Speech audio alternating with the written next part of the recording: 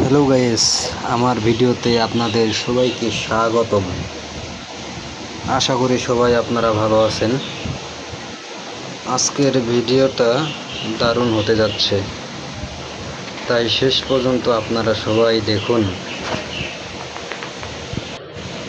এটি কিসের ওষুধ? আমাকে বলছে তারা ব্যথার ওষুধ, কিন্তু মাগার আমি যে ব্যথার জন্য ওষুধটা খাইতেছি কোনো কাজ হচ্ছে না। আমি জানি না যে আমার ব্যথাটা আজও ঠিক হবে কি না, কোনো গ্যারান্টি নেই।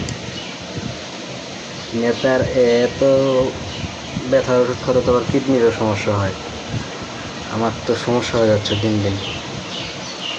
কী যে করবো দিশা পাইতেছি না আমি নিজেই। 15 টাকা পর্যন্ত ব্যথার ট্যাবলেট খাইছি আমি, তবুও আমার কিছু হয়নি।